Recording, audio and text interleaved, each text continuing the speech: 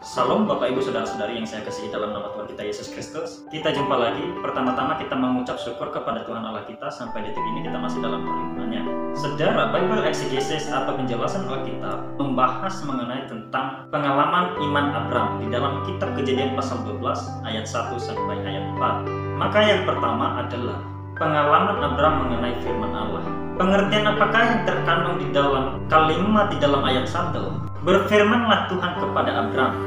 Hal itu menunjukkan bahwa Abram mendengarkan firman Allah secara ajaib, bukan secara mekanis. Yang berkata, kemudian datanglah firman Tuhan kepada Abram dalam suatu penglihatan. Nah, pada saat seseorang mengalami mukjizat seperti itu, berarti iman bertumbuh bagi orang itu. Akan tetapi pengalaman Abram bukanlah bagi dirinya sendiri, tetapi bagi semua orang percaya, di mana Abram menjadi bapa semua orang beriman. Di dalam Roma pasal 15 ayat 4 dan di dalam Ibrani pasal 1 ayat 1. Oleh karena itu, kita juga menempatkan diri untuk percaya seperti Abram berdasarkan firman yang dinyatakan kepada Abram secara ajaib. Kita sebagai generasi berikut tidak perlu berusaha untuk menyaksikan penglihatan seperti yang dialami oleh Abram. Sebab yang pertama, pengalaman Abram mengenai firman Allah ada pada kita. Ia menerima firman-Nya dalam penglihatan untuk kita. Di dalam kitab Roma pasal 4 ayat 16 dan ayat 22 sampai 24, dan di dalam Galatia pasal 3 ayat 6 sampai ayat yang ke-9.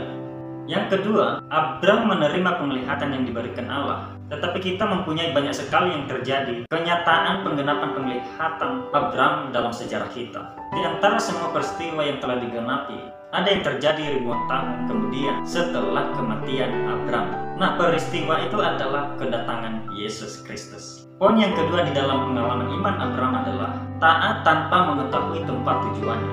Abram berangkat dari Ur Kasdim tanpa mengetahui jalan ke depan. Ia berangkat karena firman yang memerintahkannya untuk pergi, dan itu jelas. Tetapi ia belum mengetahui tempat tujuannya kemana.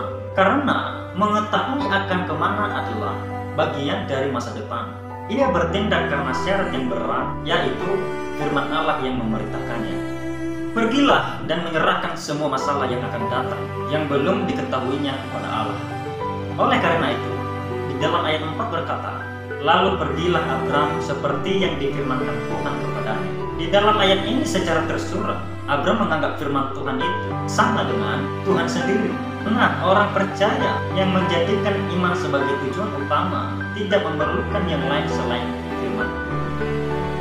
Nah, sekarang kita masuk pada poin yang ketiga, yaitu ia taat mengetahui bahwa itulah jalan yang membawa berkat. Nah, di dalam ayat 2 dan 3, kata berkat dipakai sebanyak 5 kali. Artinya ketika Allah memerintahkan sesuatu kepada kita, bahwa perintah itu bertujuan memberkati kita. Semua firman-Nya adalah berkat. Karena itu, hendaklah kita percaya kepada firman itu dan mentaatinya. Tuhan Yesus memberkati.